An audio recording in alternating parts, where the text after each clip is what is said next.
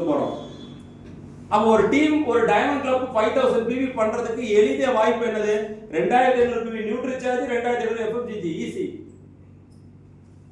Nutrition product எப்படி நம்ம promote பண்ண போறோம்? யாருமே நம்ம டீம்ல நியூட்ரிஷன் ப்ராடக்ட் ப்ரோமோட் பண்றது இல்லையே. கேரளால இவ்வளவு பெரிய பிசினஸ் வரதுக்கு காரணம் என்ன?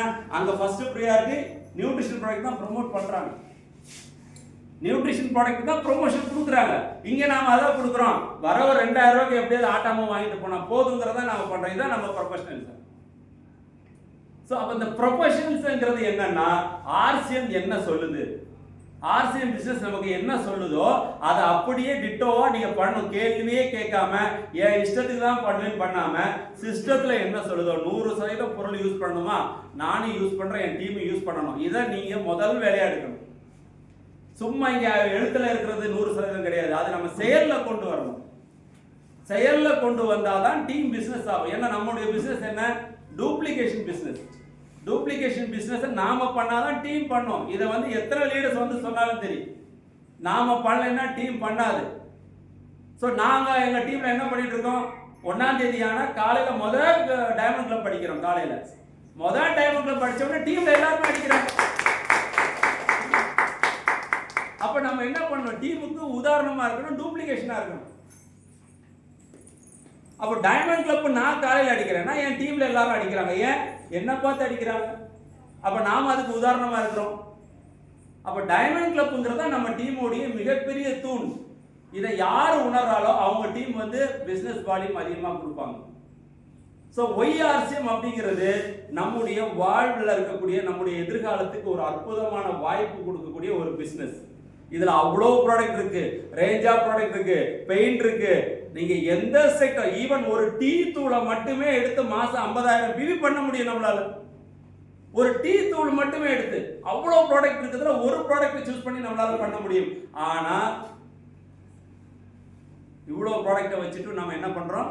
இன்னைக்கு வரைக்கும் RCM சென்னைக்குள்ள ரீச்சே ஆகல. 0.01% மட்டும்தான் சென்னையில் RCM ரீச் ஆயிருக்கு. காரணம் என்ன? நாம ப்ரொஃபஷனலா அதை மக்கள்கிட்ட கொண்டு போய் சேர்க்கிறது இல்ல.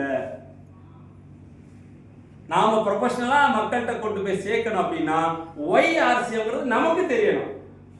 நான் RCM பண்ணா என்னுடைய 5 தலைமுறை நல்லா இருக்கும். உண்மையா பொய்யா? நான் RCM பண்ணா என்னுடைய 5 தலைமுறை நல்லா இருக்கும். அது நாம மட்டும் பண்ணா போறாது. நாம கொண்டு போய் சேர்க்கிற மனிதர்களுடைய 5 தலைமுறை நல்லா இருக்குங்கிற எண்ணத்தோட நம்ம கொண்டு போய் சேர்த்தோம்னா அவங்களும் இந்த பிசினஸ்ல பெரிய அளவில் வருவாங்க. ஸோ அதுதான் இம்பார்ட்டன்ட். ஸோ இந்த மாசம் முதல் நாள் நடக்கக்கூடிய இந்த லீடர்ஷிப் மீட்டிங்கிறது ஏதோ ஒரு சாதாரண விஷயம் கிடையாது. நாம சும்மா வந்து ஒரு மீட்டிங்கை உட்கார்ந்து அட்டன் பண்ணிட்டு போற மீட்டிங் கிடையாது. நம்மளுடைய ப்ரொஃபஷனலிசம் வெரி இம்பார்ட்டன்ட். நாம ஏன் RCMக்குள்ள வந்தோமோ அந்த பர்பஸை நாம கரெக்டா பண்றதுக்கான இடம் தான் இந்த மீட்டிங். அதை முதல் நாளே நாம வந்து ஃபீல் பண்ணணும். 1ஆம் தேதி ஆயிடுச்சு, நேற்று பிசினஸ் முடிஞ்சிருச்சு, அடுத்த மாசம் இதே தான் அப்படின்னு எண்ணத்தோட நம்ம இந்த அடுத்த மாசம் அப்ரோச் பண்ணா அடுத்த மாசம் அப்படிதான் இருக்கும்.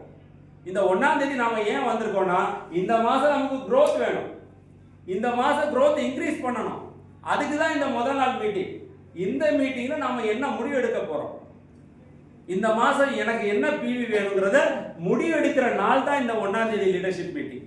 ஸோ இந்த மீட்டிங்ல நாம முடிவு எடுக்கணும் இந்த மாசம் என்ன வேணும் அப்படின்னு. இது வந்தா உங்க வருமானம் வரும், உங்க டீமுக்கும் வருமானம் வரும். ஸோ